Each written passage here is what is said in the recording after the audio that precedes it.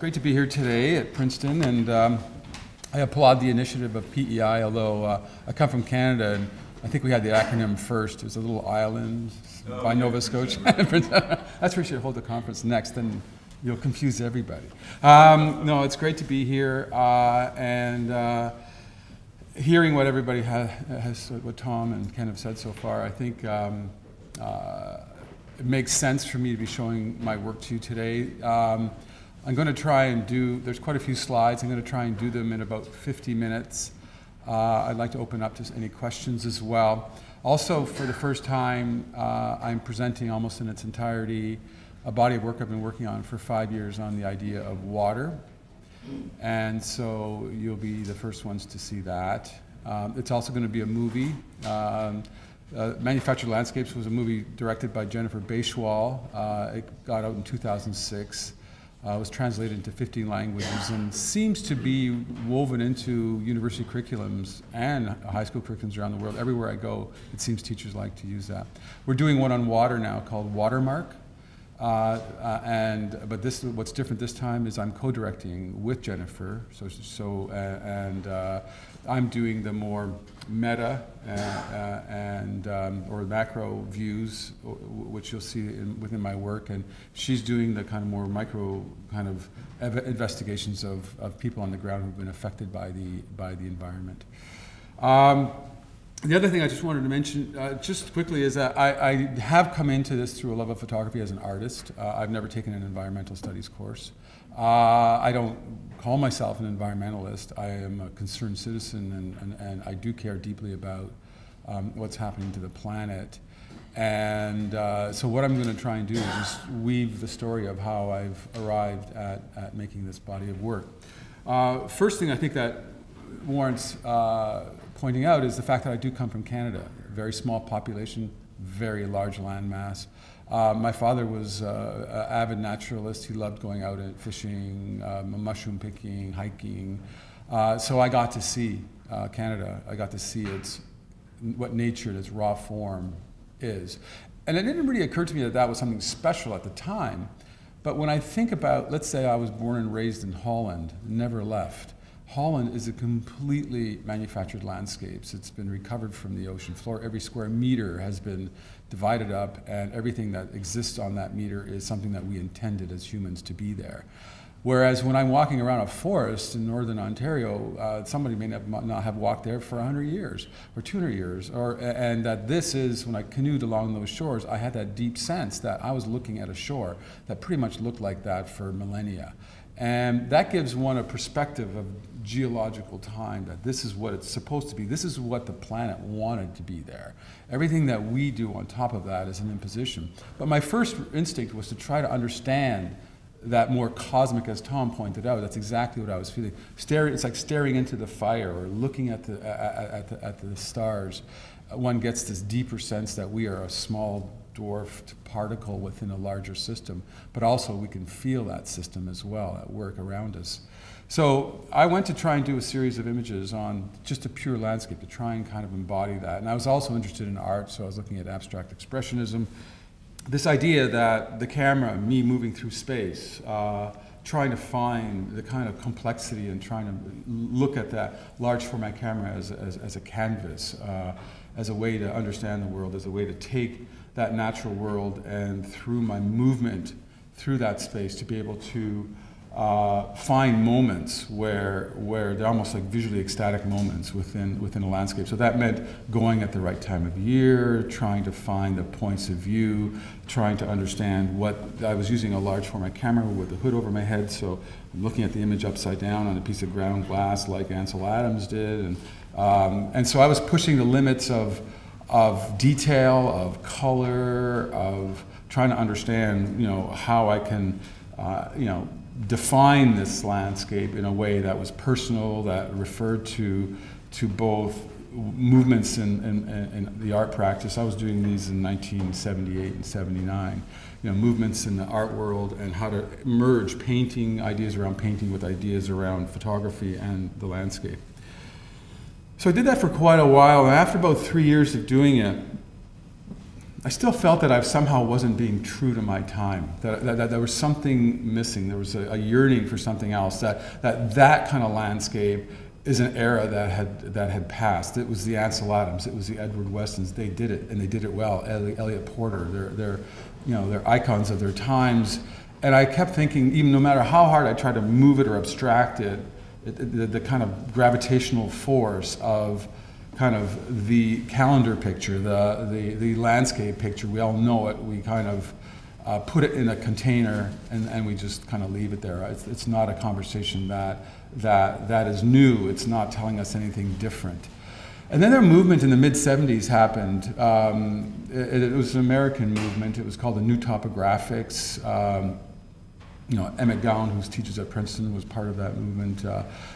Louis Balt, there's a whole crew of them, and they had a show at Eastman House in Rochester, and they did something different with the landscape. They all of a sudden decided that they're going to point their camera on the things we do in the landscape, and rather than as it being a celebration of the land, of the wonder of nature, it became a critique of human enterprise and how it's expanding upon the landscape and how it's usurping the natural world to the human world. And is that process something that is rational? And so the image and the landscape no longer became simply a celebration and a reverence for nature. The landscape image became a way for us to understand human enterprise and its expansion into the natural world. So my first instinct was to start to think about, I worked as a miner, I did mining, and I started a project and I kind of bumped into mining and I started photographing and I started saying, hey, this is way more interesting in a way. And then I went off on a trip in 1983 for 4 months around all of North America with pretty much 3 things in mind. I was going to do rail cuts going through the Rocky Mountains, that this line that's drawn through the landscape is pregnant with meaning. And whereas in the past, the 19th century photographers photographed it with this kind of heroic view of trying to convince the passenger to take a trip down to the Rockies, so it had the billowing steam coming out of the train, the S-curves, the river, the snow-capped mountains. That was a traditional approach too. I went and photographed it straight on with cargo, and I'm saying, no, that line was meant to extract resources from a resource-rich western part of North America. And that somehow I wanted to make a picture that functioned like a metaphor, so that those bins are being filled by the earth, that we're taking that away and bringing it to the east. And this is a resurgence of Europe was in the dark ages, and it's the discovery in Columbus of North America and the plundering of the resources that actually began to turn the tides of Europe. And so this is an extension of that onslaught. So I wanted to make a picture that referred to that. So these rail cuts became an important thing in the way of thinking about the landscape and how that engineered band of steel through the bottom has shaped and changed that landscape dramatically in a mere 150 years.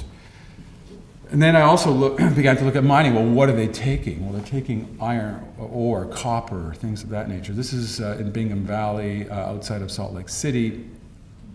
The brochure said, that this is one of the biggest. I think at the time this is the biggest copper mine in the world. It was a mile deep, 3 miles across the top, and the brochure happily points out that if you started at the bottom and try to drive out in the benches, you'd have to drive 500 miles. And they were taking 450,000 tons a day. But what occurred to me, and this is what Tom and Ken both, what occurred to me is that the sublime in its original form, when it was discussed, was nature, was the gale-forced winds, it was the storm, and we were dwarfed, so there's this awesome moment, but it's also a fearsome moment. But now through copper and aluminum and things of that nature, we've been able to fly over those storms. We've been able to protect ourselves. So we have cars that keep us warm when it's cold and homes that keep us cool when it's hot. And we're protected. We put a technological envelope around us. And in making that envelope, we need materials, massive amounts of materials. And it's an escaping technological and industrial process that we've engaged in.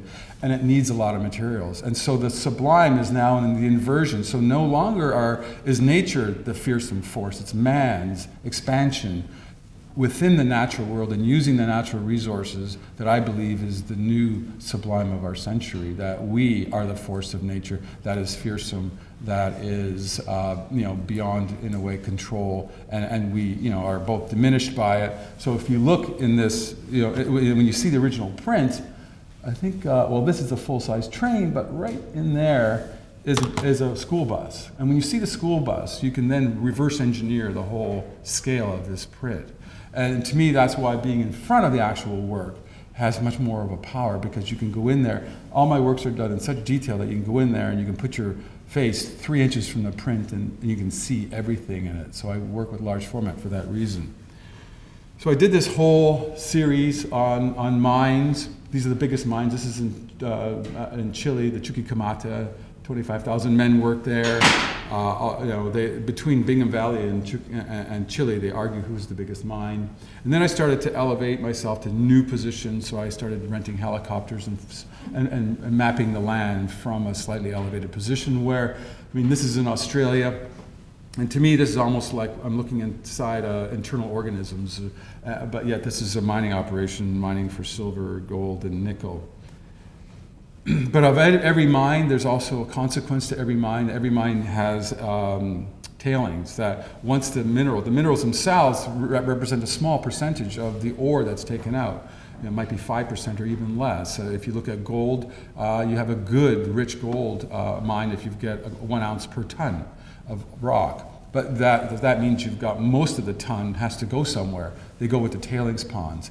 Oftentimes those tailings have things in them, not only existent things, because when you get mineralization, you get sulfur, you get other things, but also in the process of removing the precious metals, you also leave residuals, cyanide off, and things of other types of chemicals. And arsenic is also often released in these tailings. So it's taking what was locked up and benign, grinding it up and re-releasing it back onto the surface of the planet. So it is almost like the primordial ooze starts again. It opens up that early kind of wound of the earth, and those minerals become engaged again on the surface of the planet and are able to run into the lakes and ponds and oceans. So I did a whole series on tailings as well, as a direct consequence of mining, that you can't have one without the other. And then I also thought, where's another place where I can visualize the kind of, because the thing is, the greatest thing that we do as a human species to terraform this planet or to change this planet is agriculture. But agriculture, when I was doing it at the very beginning in the early 80s, I understood that.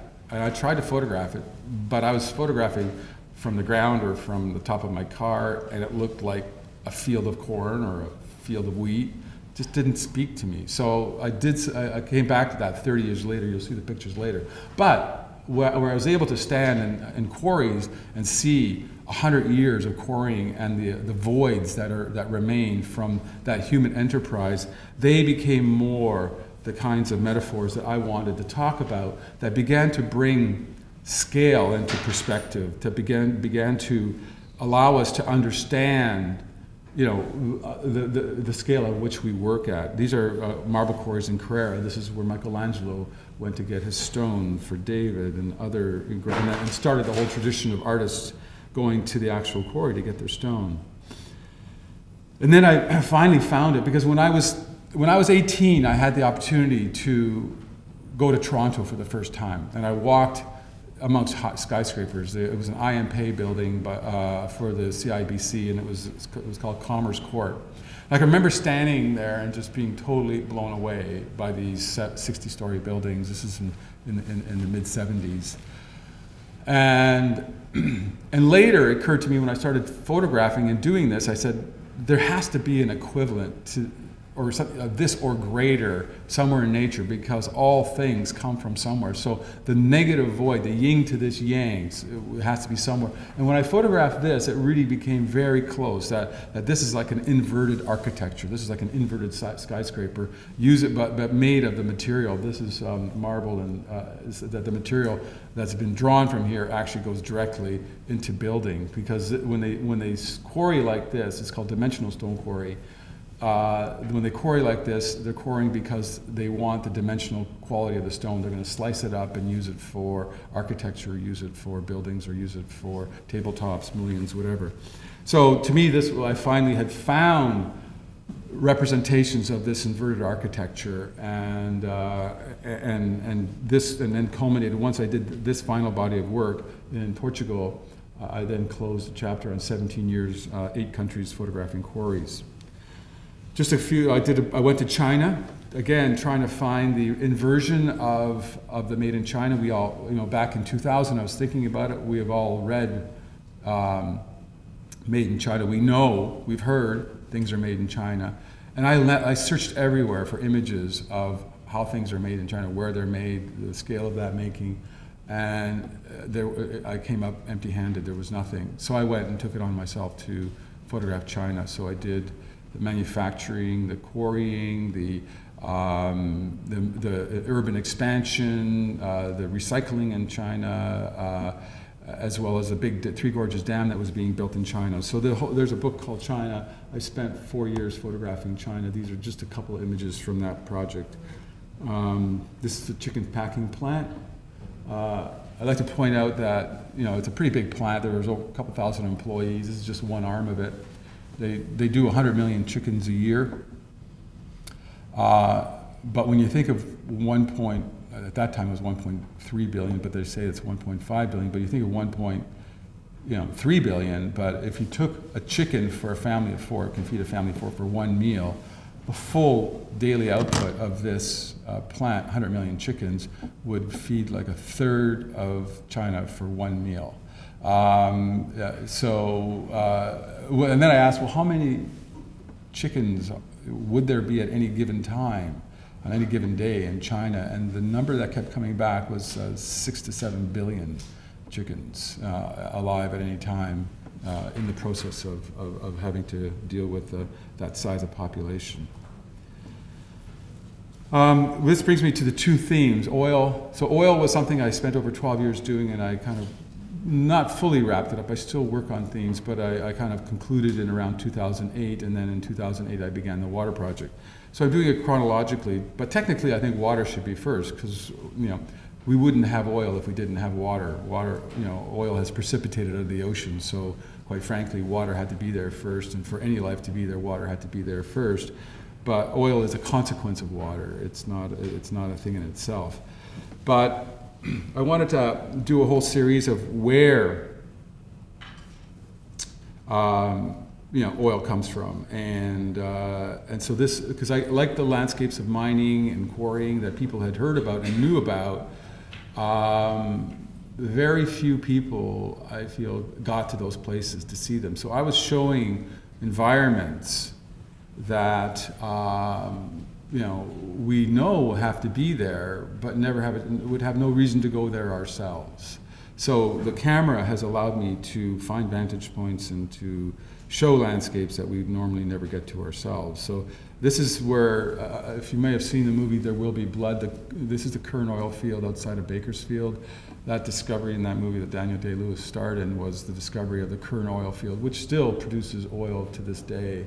It's one of the richest, and the first gushers were found there in the beginning of the oil boom began. Also, this is also in that same area near Bakersfield.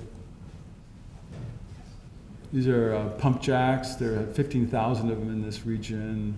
And basically, once the pressure is released and it's gone, once the gusher stops, then the oil's still there. It's still in the stone, in the porous stone, but it has to be pumped out.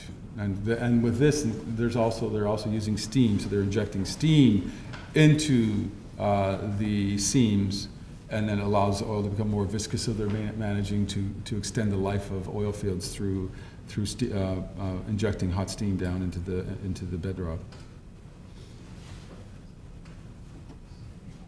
This is an oil tanker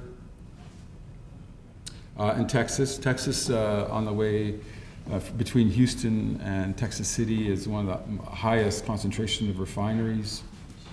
This is the I'm looking at the oil sands in Alberta. So the oil sands is now one of the most contested areas for exploring oil.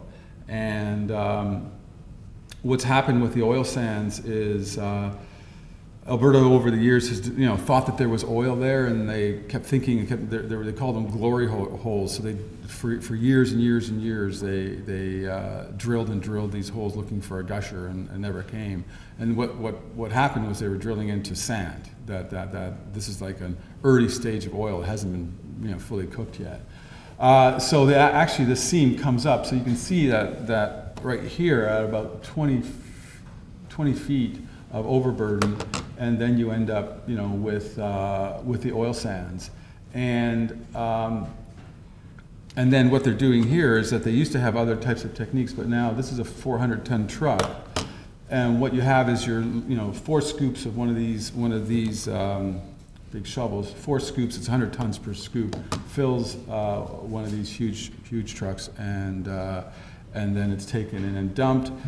It's put into a process at 80 degrees Celsius water. What happens is that the bitumen separates from the granular sands, floats up into a bath, and rolls over. It's then put into a tank. The water that still comes over is separated, and then that's it's kind of synthetic crude, it's known as, and then it's taken through an upgrader and turned into an oil product, and then diluted. And now the problem with the oil sands currently, or the issue, is the Keystone Pipeline.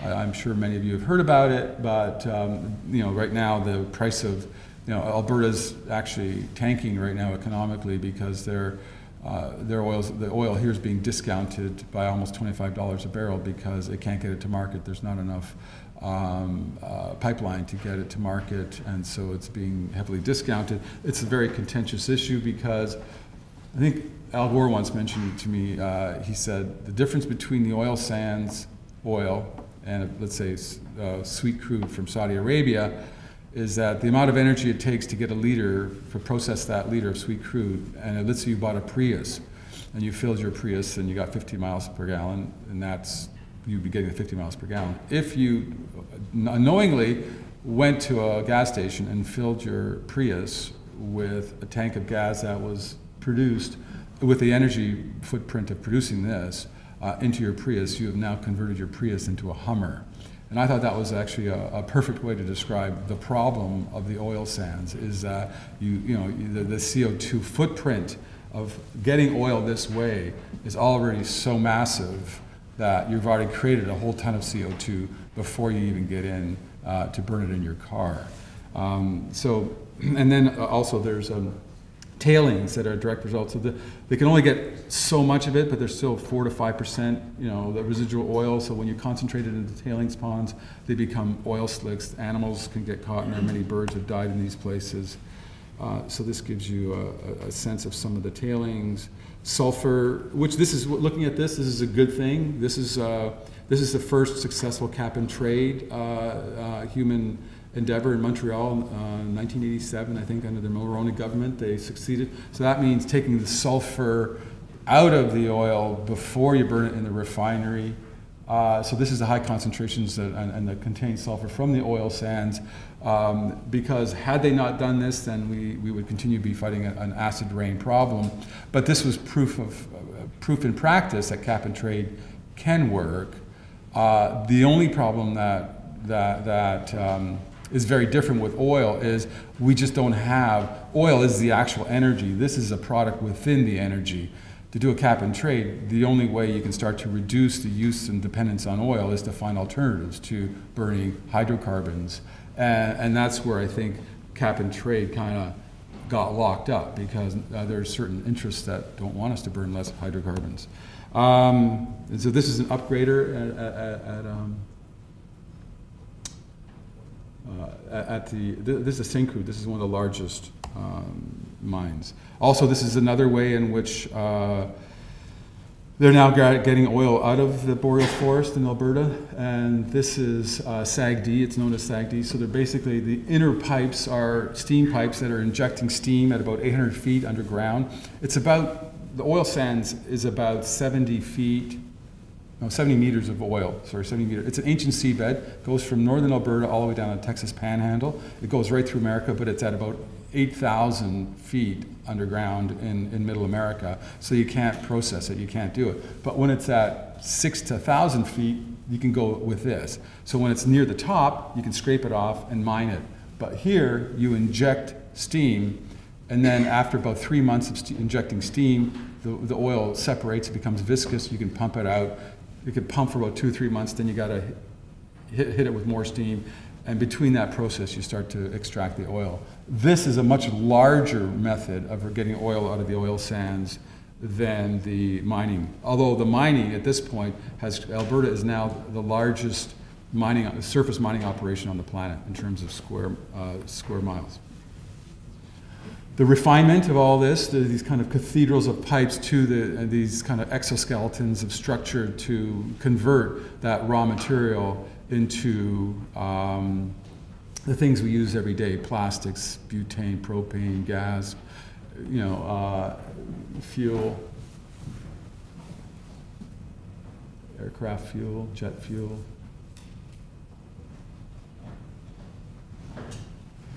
The pipelines coming in. Then I went looking at infrastructure. This was one of the most intense 4-level highways. This is in LA. LA invented urban sprawl. LA, kind of developed the freeway, and it created a whole culture that was dependent on cars. So I wanted to focus on LA a bit. This is also that same freeway. And LA still, and the whole region still stands as the largest urban sprawl on the planet.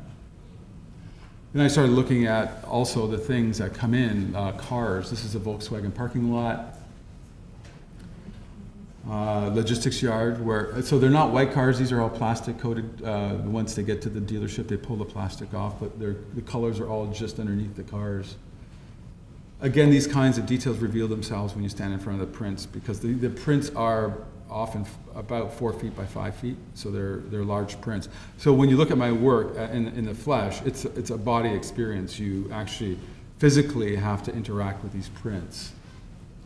I also started to look at oil as a way in which, we now kind of create events around, and I kind of try to photograph things that will be curious in 50 years or 100 years. The Bonneville Salt Flats, where we're doing land speed records, with new types of motors, new types of fuels. So here's where they do land speed trials. Looked at Talladega, where to me it's like, 2,000 years ago, they were throwing Christians to the lions. We have fast cars moving around in a circle. 180,000 people at this NASCAR race in Talladega. This is during the national anthem, American national anthem, and all along there are all the cars and the teams and the pits that are handling the NASCARs themselves. This is in Pennsylvania, the kind of drive-through culture, so I wanted to find this kind of notion, a picture that summed up that notion of drive-through culture. And then like anything, like we find it, we invent it, we use it, and then I went to the final chapter where all things come to an end. So this is like the end of oil, the entropic end of all things. They lose their useful life. This is the very beginning of offshore drilling that happened in Baku. They developed the technology in 1934. This is one of the relics from the very beginning of the invention of offshore drilling in Baku. This is part of the abandoned oil fields. So one of the things, the Soviets were there, and then they kind of just left after the fields went dead and left the whole oil field, just. In all the years I was photographing oil, I had never seen oil, so that is actually oil reflected. So there was just oil spilt on the ground and left. So to me, this was one of these, the end of the world, places where one can experience something like this. And these are decommissioned transport military jets near in Amark, near it's in Arizona. Tucson. This is all around the Tucson, recycling jet engines. recycling oil drums.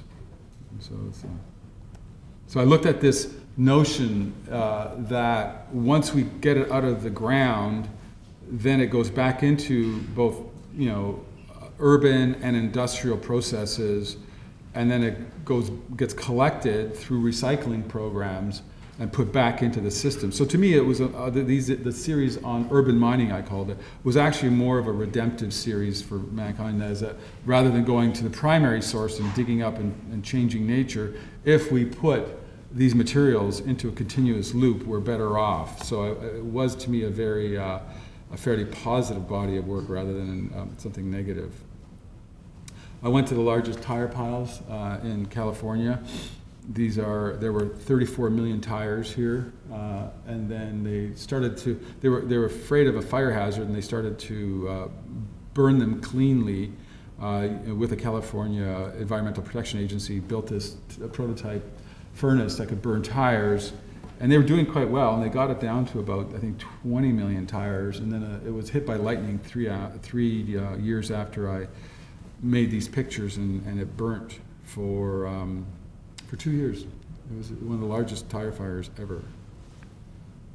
I also went to where oil tankers go to die, which was in Bangladesh. So I did a whole series on tankers being deconstructed by hand, virtually, and low-paid Bangladeshi workers who were getting paid anywhere from $1 to $2 US a day, and deconstructing these oil tankers as well as container tankers and any other tanker they can get their hands on. And this was literally like stepping back in time. There were no safety goggles for most of these cutters. They were barefoot, a lot of them. They didn't have any modern tools. They were just using, the most sophisticated thing they had there were the acetylene torches, and death was a daily occurrence. It was quite remarkable. To me, it was very much almost like stepping back to the beginning of the Industrial Revolution and what Dickens might have witnessed in the Satanic Mills, and how life was then, cheap and short. This is the big inner wall of an oil tanker, and you can see the worker. He's barefoot, still standing proud, but I don't think he was. I think he was being paid like $1 a day, and he had to carry stuff and use those hoses to scrape the muck out from between those fins in the bottom. That was his job. So now I'm going to take you through water. It's, as I said, this is like the first kind of run-through I've done, a full run-through of the water project, which is launching in September of this year. So the first thing I started off with is wetlands. At wetlands, in all my research in water, this is the magic of water. It regenerates. It can take different pollutants. It can take different things out of the atmosphere and cleanse water. So this is kind of water. The natural purification cycle of water exists in its wetlands, which are being lost at phenomenal rates all around the world. Wetlands are perfect things to drain because the land underneath it is fertile, and it's great for farmland. So if we look at Sacramento Delta, it was one of the greatest wetlands in the west coast of America, of the whole North America, and there's almost no wetland left there. So if we looked at, I think, just California alone, if what was there originally is 100%, there's only 10% of wetlands left in the west coast United States along the oceans. So when the oil spill happened, the BP oil spill, I saw my two big themes. At this point, I was working on my two big themes of oil and water had kind of merged in an unholy way. So I went to, and I wanted to photograph this combination of oil and water, these two liquids that aren't supposed to dance together. And so I went to the Gulf and flew over it and began to make some images, and made a series of images of the oil spill, the BP oil spill. So these are some of those images. The green itself is a problem, and so this is almost like a distress over distress, because the green that you see there it's much more intense than it should be. That the Mississippi River has created a situation within about 100-kilometer radius, or I think it's 100 kilometers, of the mouth of the Mississippi. Is full of phosphates and nitrates, and as it exits into the Gulf of Mexico, you start getting algae development, high algae content, and with high algae content, you know, I'm probably not telling any of you anything you don't already know, but eutrophication occurs. The oxygen starts to get sucked out of the water. Fish life begins to diminish or not be able to live in that water at all. So the green is also a signal that there's a problem of all the agriculture coming down, runoff coming down off the Mississippi and exiting into the Gulf of Mexico. But here also is the oil evident from the spill. And this is on the site, ground zero as they called it. This is the big, most sophisticated drilling rig ever designed by man. To me, it was again a metaphor. It's a Mary Shelley Frankenstein metaphor, where the science that created it, or that ship. If just to give you I think you can see, yeah, just to give you a sense of scale, right there, that's a normal sized ship. So that's like 6 times bigger, more. It's massive. And it's got 2 heads, so it's constantly, they're loading one while the other one's drilling, so there's no stopping the drill bit. It only stops for a few seconds to flip over the collar and start again. So it's the fastest, and this is the one that drilled, this is the ship that drilled the, I think it was 23,000 went down. It's 5,000 feet of water, and then there was 18,000 feet of stone. And so the Macondo well was 23,000, the one that failed. Deepest well ever at that time. But again, risk, overreach, not knowing, the full consequence. And so this is like Frankenstein escapes the lab, and it's surrounded by the monster. So to me, it was very much the metaphor of Frankenstein. And this is a pipeline that's pushed through the delta. So these are all cut through that region, through the mangrove swamps. So I started the project with distressed landscapes for different reasons. This is the Owens Lake. You might remember Chinatown, the story, Mulholland, drained Owens Lake to divert water so that San Fernando Valley can expand in Los Angeles. It would seem that, no one even believed that Mulholland would do something like that, but 300 miles of aqueduct diverted from a river to keep LA growing. What happened, the consequence of that is a dry riverbed of Owens Lake, and it created, there's a lot of selenium and other heavy metals in the bed of and the bowl, the leftover bowl of that lake created some of the most intense windstorms and funnels that would lift those heavy metals and drop them into local communities. So LA was forced, so this is a road that they're doing, LA was forced to remediate the lake bed at a cost of over $1 billion. And this was the beginning of the remediation of the north end of the lake. They had already remediated the south. This is a south end remediation of Owens Lake. So you can see they're gridding it and all those little dots and things. So when you get up to the print, you can see it. This is all using some of the water of the Owens River. They had to re-divert that water and then sprinkler it. They needed to keep the whole lake bed moist so it wouldn't turn into sandstorms. This is another lake in California.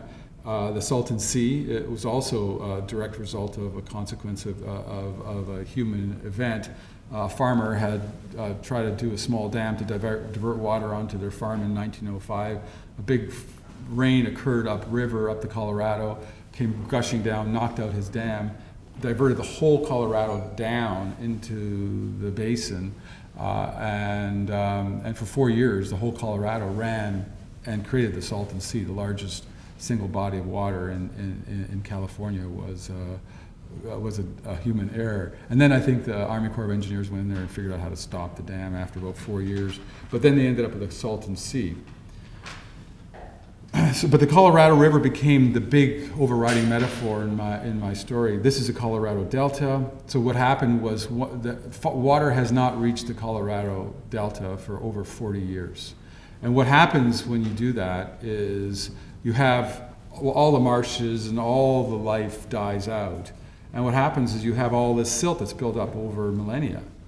And then you have the tides pumping, the pumping action of the tides. And the pumping action of the tides remarkably create, because of the water and because it focuses down rivulets, we've all seen that happen, and carves itself. It finds the softest spots and carves up. It creates these phenomenal trees. So these are all what the delta has in these moments. It looks like this, and it's these incredible trees,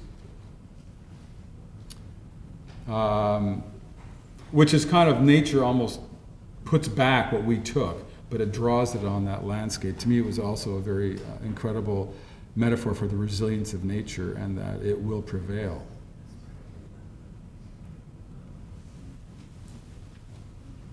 And again, scale is hard to appreciate when you're looking at these. One of the things, like, you would never know, but the thing that keys it up is right in that corner is a small boat. And when you see the boat, the scale again of that landscape reveals itself. And this is one of the last places where there's a bit of water is still getting to the delta. And it's interesting, it was remarkable because it almost created this kind of, again, a primordial cosmic kind of space. And that was quite fascinating to me. This was on the delta, an abandoned shrimp farm. So these are shrimp pans where they bring the water in on high tide, they fill it up, and then they put shrimp in it, and then the shrimp are harvested after a lifetime. But this is a very large operation that went bankrupt. But you can see in the top those tree kind of like forms that's from the that's from the pumping action. Even here you can see this is all from the pumping action of the tides. So all of this is being kind of drawn back into the natural world. Also from that area is these salinas or salt pans where they're harvesting. So this is also on the delta, that what used to be the delta, now it's a salt operation. I also went to Florida, having understood that phosphor is one of the killers of water and of rivers and freshwater streams.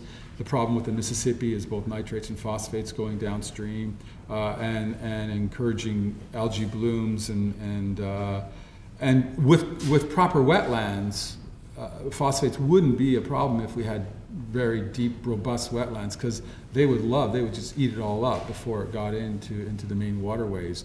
But because at the same time wetlands are being diminished through suburban sprawl and through farming, that it's a double whammy. But these are the tailings ponds of phosphor mines in Florida, the largest supplier of phosphor in the world. I think it supplies 85% of phosphor for all of American farming, and it also supplies it for the United States, and now they're even shipping it to China. It's all coming out of Florida. So these are a couple of images from those tailings ponds of phosphor.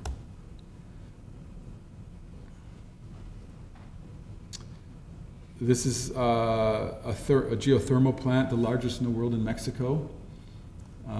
Also brings out all kinds of mineralization and has to be processed in these big ponds. Another Salinas in Mexico.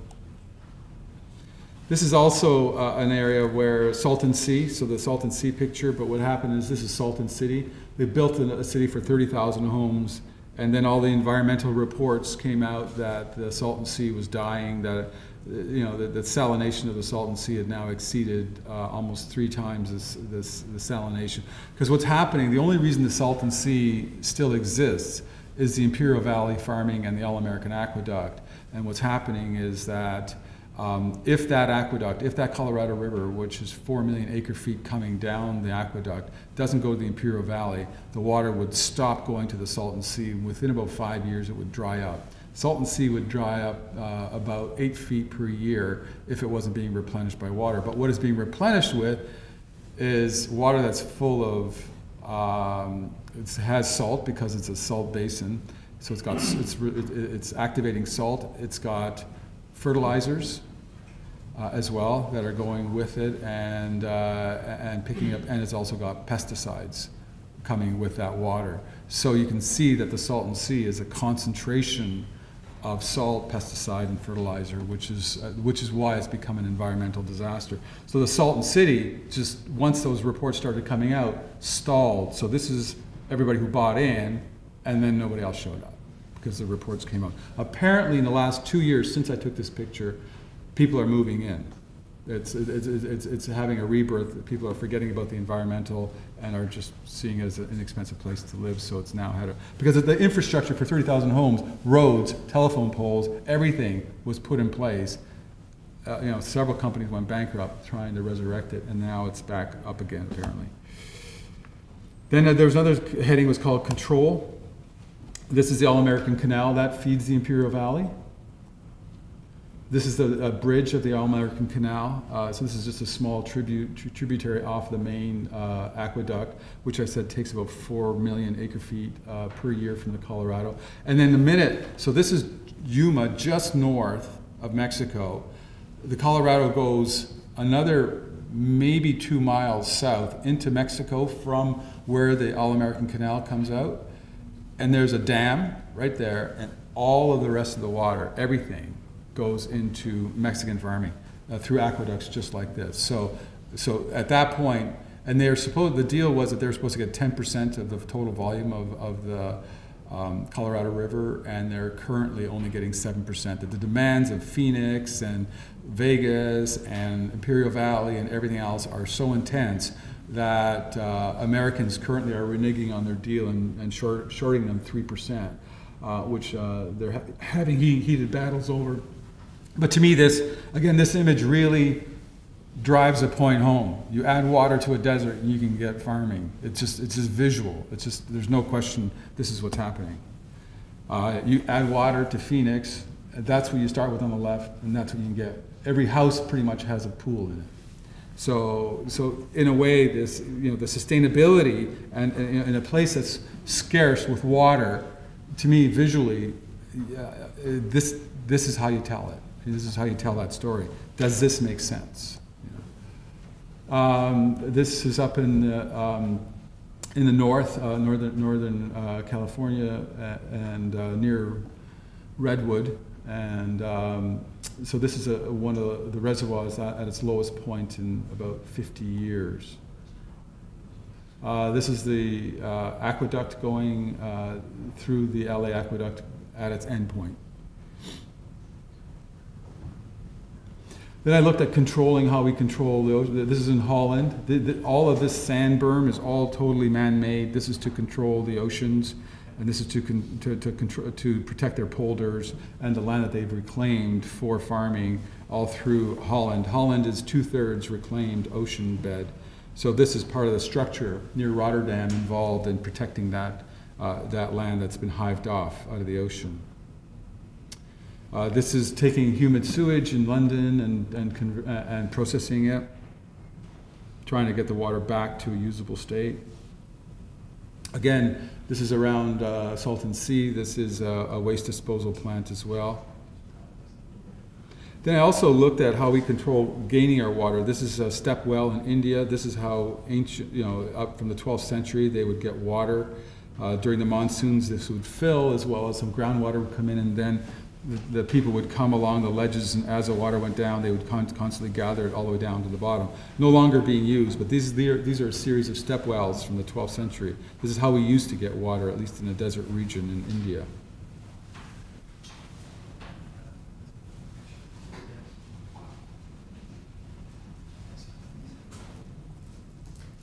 Now, fast forward to now, and this is one of the largest dams being built. This is in northern China on the northern reaches of the Yangtze River, beyond the Three Gorges Dam. This, if one looks at the Hoover Dam, used to be called the Boulder Dam. If one looks at the Hoover Dam, it was a marvel of engineering in its time, and it produced, at its peak, 2,400 megawatts. That was, and I don't know if anybody's seen it, but it's quite an impressive dam. This arch dam, same kind of a parabolic curve on the Yangtze, it's not going to produce 2.4 megawatts. It's producing 14,000 megawatts. This is 6 times bigger than the Hoover Dam. This is the largest arch dam ever attempted. And it is massive. I mean, it's almost beyond the camera's capacity to really be able to truly show how huge this thing is. This is a big silt release on the Yellow River. So now it's just the fresh water coming through. And as soon as the fresh water blows through, they're moving silt from one dam to another to try and keep it from filling the reservoirs. And then once the silt is released, this is the silt coming out of that same spout. Now it's like silt-infused water, so it creates this very kind of Turner-like landscape. And agriculture, I said to come back to it, is the largest activity humans do to change that landscape. So this is, again, California desert being turned into farmland. Again, examples of that. This is in southern Spain. These are greenhouses. This is where most of Europe gets their vegetables, salads, fruits, strawberries, all year round from these greenhouses in southern Spain, one of the highest concentrations in the world.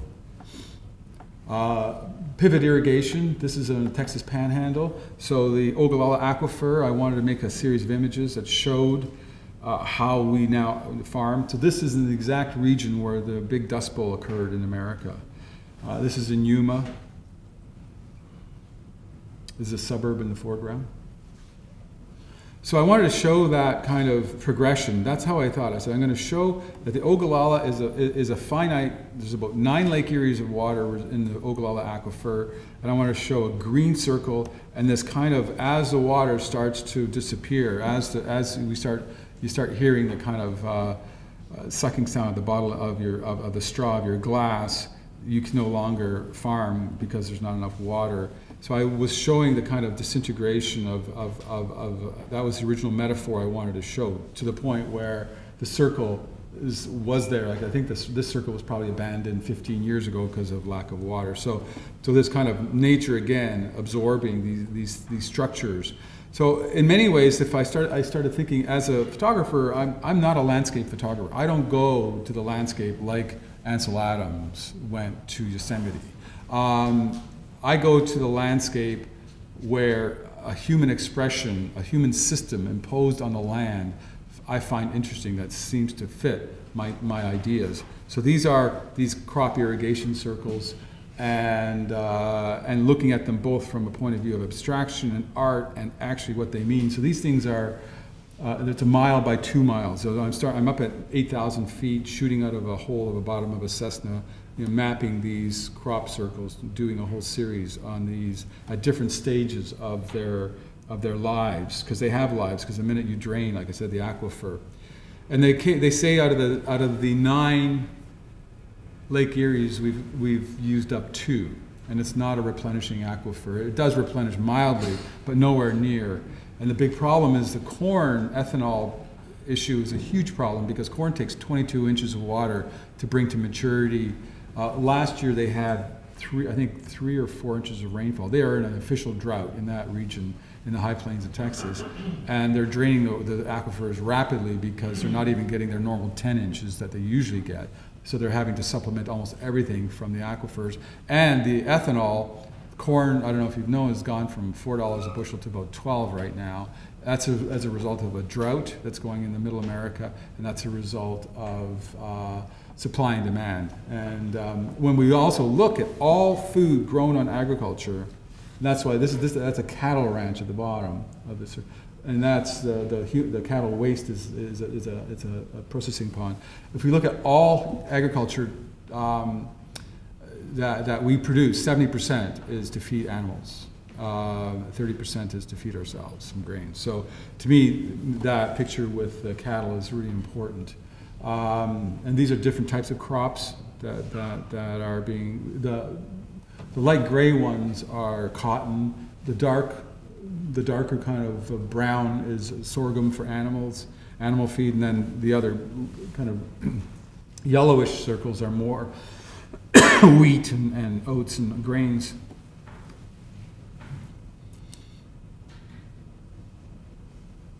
So this is a whole series I did on farming. But it took me a while to kind of figure out a kind of language in which I can talk about farming that was interesting to me as an artist as well. And these things are being shot with digital and being stitched together. So I have a 60 megapixel camera, and I'm shooting like 4 or 5 frames and then stitching them together as I go up these mile wide or half mile wide, stitch them together and then make large prints so that these prints are insanely detailed. And you can see the little houses and the barns and the tractors wherever they appear. This is a field being prepped for winter. So I go at different seasons as well. And dryland farming is a farming that doesn't use agriculture, doesn't use anything. This is just the natural rains of cycles of rain. And so this is all in Spain. So this is a type of farming which is just using existent rain. But these farms have evolved over like centuries and have been kind of carved out of the land. And to me, the way in which the farming has occurred is also visually outstanding, I think.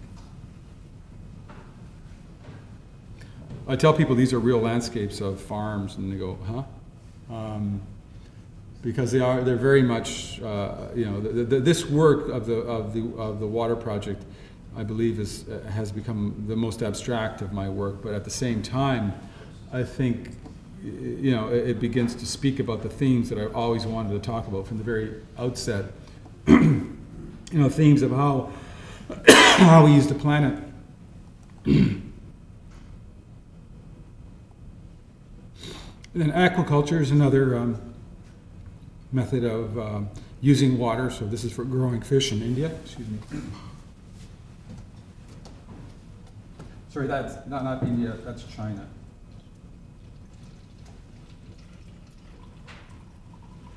A lot of my research goes from what's the largest. So the largest population using aquaculture is China. About 70% of all aquaculture occurs. This is a village of about 25,000 who are growing abalone here and pickle fish, they call them. So this gives you an idea of the kind of scope of and these are kind of organically forming communities. They just, there's no license or anything. You just buy the wood, the floating house, you drag it out there, and you strap it onto the next guy. This is the growing of the kelp. This is a more sustainable, this is rice terraces in Yunnan province in western China. Salinas, these are both aquaculture and salt production in Spain, near Cadiz.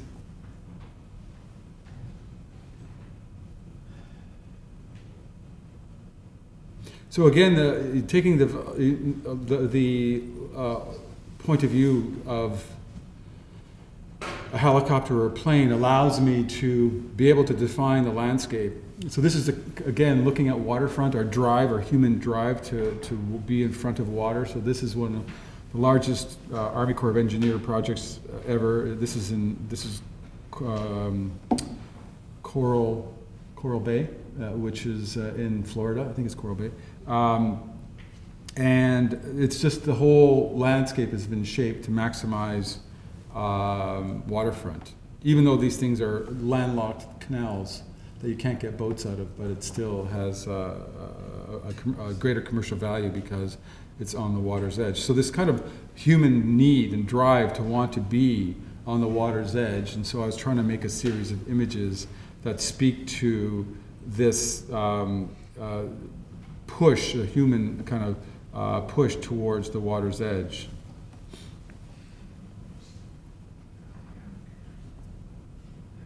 And this is just recently in India, the more spiritual quest to go to the water. This is the day before the largest human gathering ever on the planet. 35 million gathered to bathe in the Ganges River. This is just about 3 weeks ago.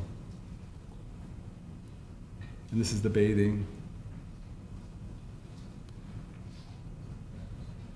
This is the Ghats. This is the most sacred water in the Ganges. This is the fire here where they burn the corpses they've been burning here for 3,500 years. The fire's been continuous.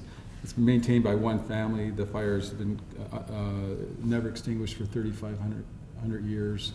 And this is where the ashes, the burning occurs, and then the ashes are sent down the Ganges. So this is a spiritual quest for water and the cleansing effect of water. And this is, again, back to Holland, looking at the water's edge. These polders in Holland. The kind of quest for peace of mind, of being out in nature and space. This is a cottage in the Great Lakes around Georgian Bay. And then source is the last thing, where all water as this cleansing, as Tom told me, that the water goes back up to the mountains and cycles continuously. So I went to look at the mountains where the water is captured and before it comes back down again, and did a series. And I did a series in British Columbia and Iceland of ice and water, snow, rivers, water, landscape shaped just by water. And these are actually the first just pure landscapes where there is no human intervention. This is just what nature kind of created. So these are the first that I've done in over 30 years. It was kind of nice and refreshing not to just look at human systems imposed on these landscapes, but actual what nature has created, which is certainly wondrous. Well, there is a slight, there is a control, irrigation and flood control barriers built on the left there, so there's some human intervention there. But the Iceland is a magical place in terms of water and the rivers, and because it's such a fresh landscape, it's so new in geological time that it creates primordial kind of patterns.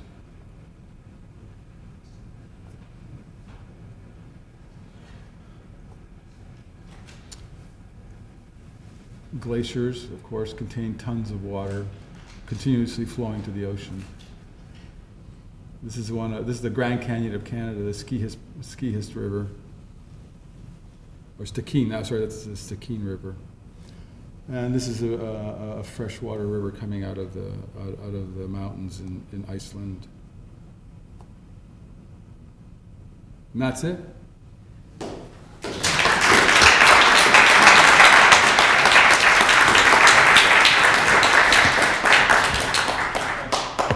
I don't know how much time I took. Is it too late to talk? You could probably take a couple questions. I'm reminded of Tom's young fan last night. Her quote was, "That was awesome, or so awesome and so scary." So yeah, maybe a question or two. We are a little behind, but anyone?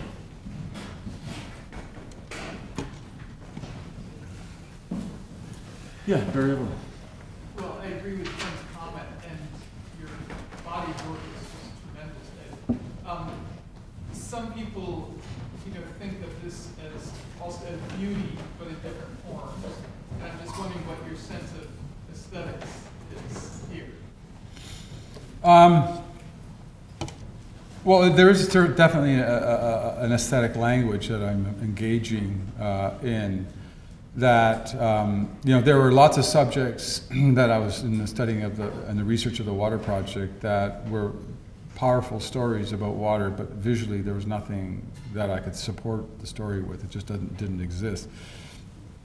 And then there's other times where it's just so, it's really really gorgeous, a very gorgeous image and everything like that, but the content wasn't strong enough, which would also fall off my radar. So I'm kind of riding this middle road where visually the content, so the form and the content are equally balanced, and I've done that for 30 years of my career, where I'm trying to, and so that one can equally go into the narrative of what's behind, why that picture, why am I showing you that picture, there's a story there.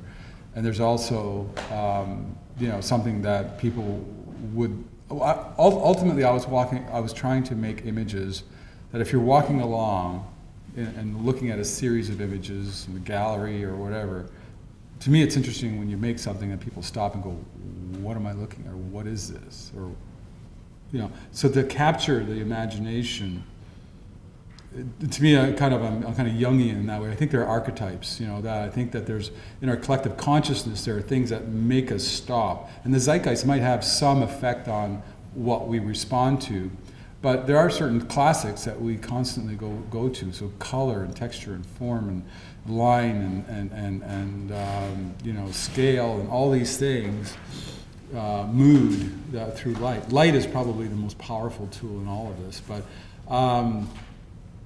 but when you get all those things right, I say it's like trying to break into like you're a safe cracker. You're trying to break into a safe, and you don't know the numbers. So you delicately feel the tumblers drop. So the light and the texture and the point of view and the distance and the lens that you're using and the you know, and the colors that are there, the time of year, the you know, the events that are transpiring within it, all those things. And when they all line up, and the, you know, quality of the lens and the sharpness and the contrast and the density, when they all line up, there's a certain moment where you stand in front of it and you're actually having, you know, it just draws you in. You're drawn into the image. And I don't believe you're actually communicating until I have you in my image. When you're in my image, I've succeeded. And if you avert your eyes because it's a really crappy picture of one of these things, you will walk by. It's simple as that. I mean, it's not that complicated. So I argue back that, you know, to kill the aesthetic component is to throw the baby out of the bathwater. I can get you looking and talking about images and what's behind them without anybody being threatened. And also, when you put out these kinds of images, as I said, it doesn't matter if you're religious or non-religious, left or right, rich or poor, doesn't matter. It really doesn't matter, because what we're talking about here is beyond geopolitics, is beyond religion, is beyond anything. This is our habitat. So, you know, so whatever, from whatever spectrum you come, religious, non-religious, left, right, doesn't matter. You know, if you're right of center, left of center, doesn't matter. If you pollute your water and you drink it, you're all going to get equally sick. It doesn't care where you're coming from. So to me, it's kind of like the environment trumps all of the geopolitics, all that stuff, and it really gets down to humans and our relationship to our habitat, and that's really the story. I hate to stop this, but we should already be starting, but let's just take 5 quick minutes and come back after a break for a journey. But thanks again to Edward Burtynsky.